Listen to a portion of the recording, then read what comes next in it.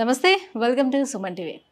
సాధారణంగా డయాబెటీస్ ఉండే వాళ్ళలో చాలా రకాల సందేహం ఉంటుంది. ఫస్ట్ ఆఫ్ ఆల్ తీసుకునేటువంటి ఫుడ్ విషయంలో చాలా డౌట్స్ ఉంటాయి. అందులో మేజర్గా రైస్ తినే అలవాటు మన సౌత్ ఇండియన్స్కి బాగా ఉంటుంది.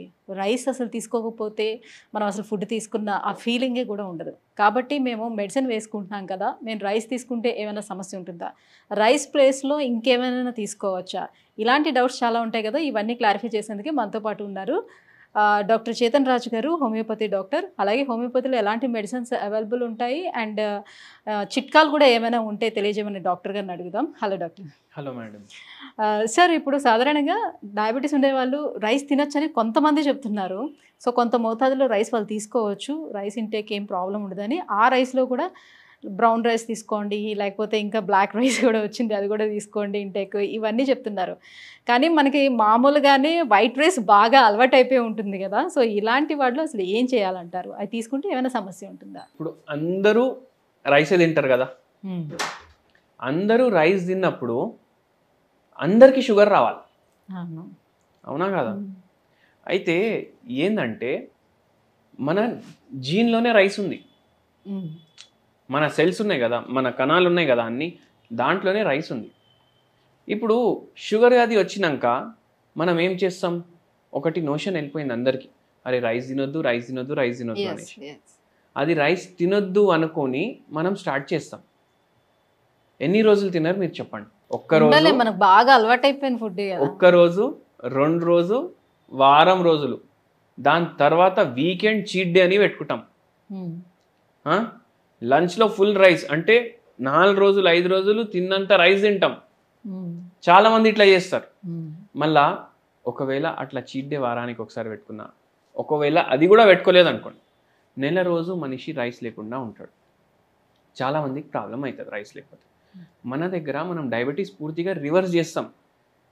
అండ్ ఏంటంటే హోమియోపతి మందులతోటి రివర్స్ చేస్తాం. పేషెంట్ని తగ్గట్టు డైట్ కూడా చెప్తాం. ఓకే, అది కూడా ఇట్లా మన దగ్గర రాగానే మనం స్టార్ట్ చేయము, రేపటి నుంచి ఇబ్బంది ఇబ్బంది ఇబ్బంది ఇబ్బంది స్టార్ట్ చేయము అట్లా. అండ్ మన దగ్గర ట్రీట్మెంట్ కొందరిది 6 monthsలో వాళ్ళకి రివర్స్ అవుతుంది, కొందరికి 3 months అవుతుంది, కొందరికి 1 year అవుతుంది. అన్ని రోజులు వాళ్ళు రైస్ తినుకుంటా రివర్స్ చేసుకుంటారు షుగర్ తింటూనే. ఎందుకు తినొద్దు అంటారు అది నేను ఫస్ట్ ఎక్స్ప్లెయిన్ చేస్తాను. రైస్లో ఉండేది కార్బోహైడ్రేట్. మనము కార్బోహైడ్రేట్ ఎక్కువ తీసుకోవడం వల్ల ఏమవుతుంది, మనకు ఏదైతే ఇన్సులిన్ ఉంది కదా మన బాడీలో ఇన్సులిన్ రెసిస్టెన్స్ డెవలప్ అయిపోయింది. అంటే ఏంది, ఇన్సులిన్ ప్రొడ్యూస్ అవుతుంది కానీ బాడీ దాన్ని వాడుకోలేకపోతుంది. ఒకవేళ ఇన్సులిన్ని వాడుకుంటే మన బాడీలో ఏదైతే కార్బోహైడ్రేట్లు కానీ షుగర్లు కానీ పోతున్నాయి అవి మెటబోలైజ్ అవుతాయి, దాంతో ఎనర్జీ ప్రొడ్యూస్ అవుతుంది, మనకు షుగర్ వ్యాధి రాదు. షుగర్ వ్యాధి వచ్చింది అని మీరు షుగర్ పదార్థాలు బంద్ చేస్తున్నారు, ప్రాసెస్డ్వి బంద్ చేయండి. ప్రాసెస్డ్ అంటే ఏంది, ఇప్పుడు చక్కెర ఉంది, చక్కెర వైట్ కలర్ ఉంది, అది ప్రాసెస్డ్, అది బంద్ చేసేయండి. కానీ ఇప్పుడు రైస్ కూడా ప్రాసెస్ చేస్తారు, ఫుల్ ఓవర్ పాలిష్ చేస్తారు, డబల్ పాలిష్, ట్రిపుల్ పాలిష్, ఏమేమో పాలిష్లు చేస్తారు. అవి సింగిల్ పాలిష్ రైస్ కూడా వస్తాయి. సింగిల్ పాలిష్ రైస్ మీరు ప్రిఫర్ చేయొచ్చు. మళ్ళీ ఒకవేళ పాలిష్డ్ రైసే నాకు కావాలి అంటే అది కూడా తినొచ్చు, కానీ 3 పూటలు తినొద్దు, 2 పూటలు తినొద్దు. మీకు ఎందుకు తింటున్నారు? ఎందుకంటే మీ బాడీని మీరు సాటిస్ఫై చేయాలి. అవునరా, నీకేం కావాలి నేను అది ఇస్తున్నా, నువ్వు నాకు సహకరించు. ఒక్క పూట మధ్యాహ్నం మీరు రైస్ తినండి. అంటే ఇప్పుడు ఈ బ్రౌన్ రైస్ కానీ ఇప్పుడు వచ్చిన ఈ బ్లాక్ రైస్లో కానీ కార్బోహైడ్రేట్స్ తక్కువ ఉంటాయా? అవి తీసుకోవడం వల్ల ఫైబర్ ఉంటుంది 5% ఎక్కువ. ఓకే, అంటే ఒక బౌల్ ఆఫ్ రైస్ 100% అనుకోండి, ఒకవేళ అది బ్రౌన్ రైస్ ఉంది అంటే దాంట్లో 95% మీకు రైస్ మటీరియల్ ఉంటుంది, 5% ఫైబర్ ఉంటుంది. 5% ఫైబర్ ఏం మారుస్తుంది మీ డైట్లో మీరు చెప్పండి, అవునా కదా? అయితే మధ్యాహ్నం తినండి రైస్, కానీ ఎంత తినాలి అనిపిస్తే దానికన్నా సగం తినండి. ఎంత తినాలి అనిపిస్తే దానికన్నా సగం తినండి. దాన్ని మీరు కాంప్రమైజ్ చేయవచ్చు దేనితో, సాలడ్స్ తోటి. అంటే కడుపు కూడా నిండాలి కదా, కడుపు నిండా తింటేనే మనకు సాటిస్ఫాక్షన్ ఉంటుంది. సాలడ్స్ తోటి కాంప్రమైజ్ చేయవచ్చు. మళ్ళీ దాని తర్వాత కర్రీ క్వాంటిటీ ఎక్కువ తీసుకోవాలి. కర్రీ క్వాంటిటీ ఎక్కువ తీసుకుంటే మనకు ఏమవుతుంది, ఫైబర్ ఎక్కువ పోతుంది. కడుపు కూడా నిండుతుంది, న్యూట్రిషన్ కూడా పోతుంది. సో ఇట్లా తినండి. నైట్ టైం చాలామంది ఏం చేస్తారు, అరే సగమే తిన్నాం కదా డాక్టర్ గారు అన్నారు, నైట్ సగం తిందాం అనేసి నైట్ కూడా తింటారు. అట్లా తినొద్దు. మీరు నైట్ ఏం చేయాలంటే ఏదోటి జొన్న రొట్టె కానీ తినండి, లేకపోతే మీకు మిల్లెట్లతోటి మీరు టిఫిన్లు చేసుకోండి.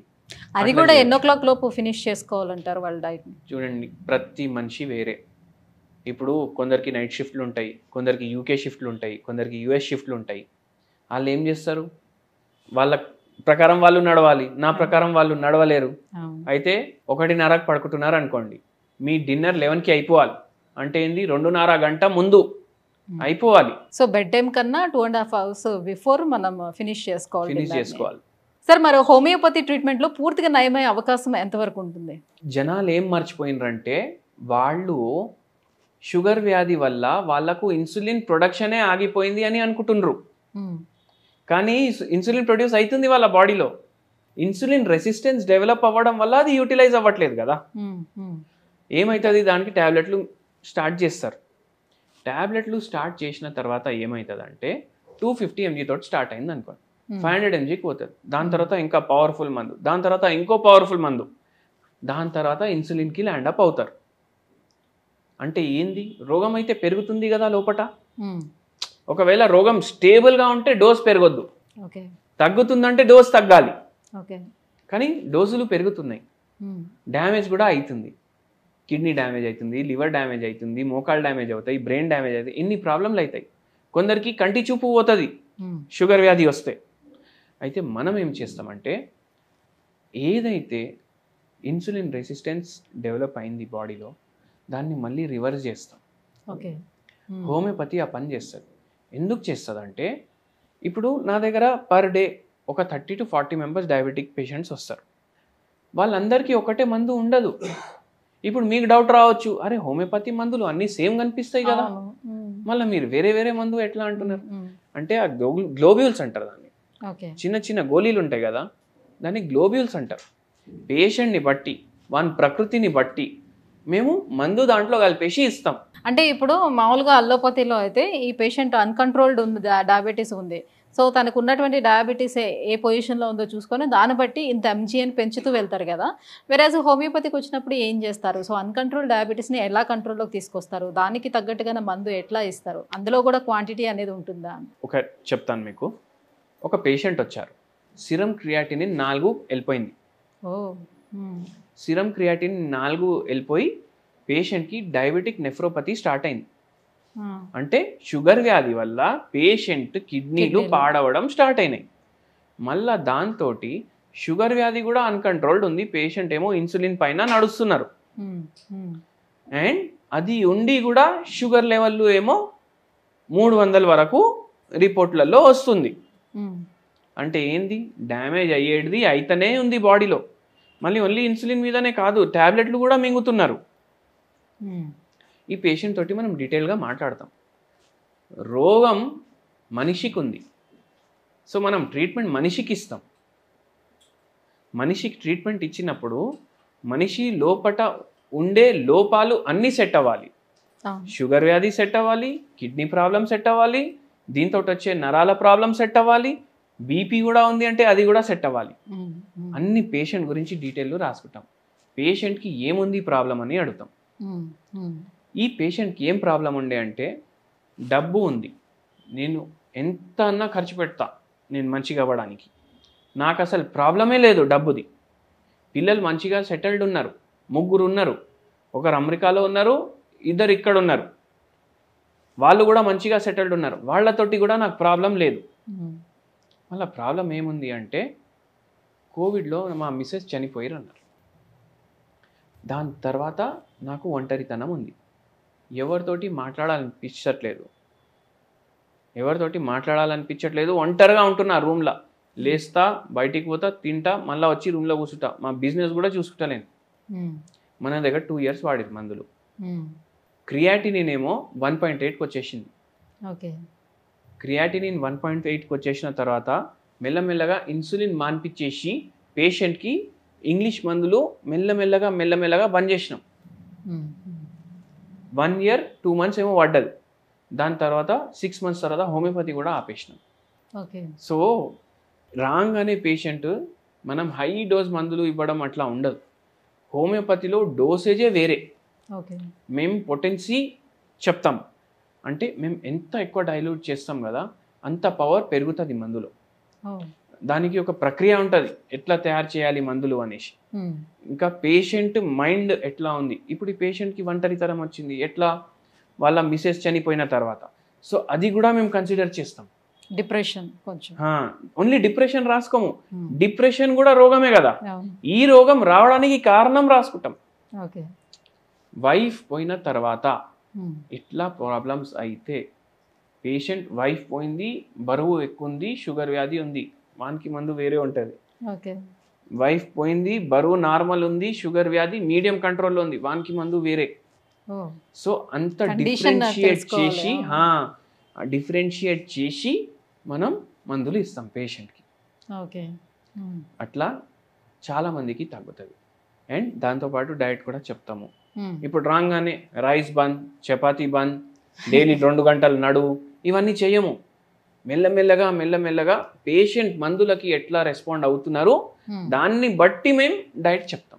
అంటే ఎట్లా ఒక 1 week అలా చూసుకొని, మీరు ఇచ్చిన మందులు బట్టి ఒక 1 week అలా చూసుకొని అబ్జర్వేషన్ లో ఉంచి ఆ తర్వాత డైట్ ప్లాన్ చేస్తారా? ఫస్ట్ టైం వచ్చినప్పుడు అయితే డైట్ గురించి ఏం చెప్పము. 2 months కి మందులు ఇస్తాం. ఓకే. 2 months కి మందులు ఇచ్చినాక పేషెంట్ కి ఏమైనా మార్పు ఉందా లేదా, అంటే డైట్ లో ఎలాంటి మార్పు చేయకుండా మెడిసిన్ తీసుకుంటూ ఉంటే ఏమైనా తేడా కనిపిస్తుందా? ఇప్పుడు డైట్ నార్మల్ ఉంది అనుకోండి పేషెంట్ది, ఇంకా ఏం మార్పు చేస్తాం, అవునా కదా? సో డైట్ చక్కగా ఉంది అయినా పరేషాన్ అవుతుందంటే మనం ఏం చేస్తాం, ఫస్ట్ 2 నెలలకి మందులు ఇస్తాం. చాలా పేషెంట్లకు దాంట్లోనే రెస్పాన్స్ స్టార్ట్ అయిపోతుంది, అయితే అదే డైట్ కంటిన్యూ చేస్తూ మనం చేస్తాం. థ్యాంక్ యూ అండి, thank you so much. So sugar patients ఎవరైతే ఉన్నారో వాళ్ళు అసలు రైస్ తీసుకోవచ్చలేదో, ఒకవేళ తీసుకుంటే ఎలాంటి కండిషన్స్ అప్లై అవుతాయి, ఇవన్నీ కూడా తెలియజేసినందుకు thank you so much. Thank you.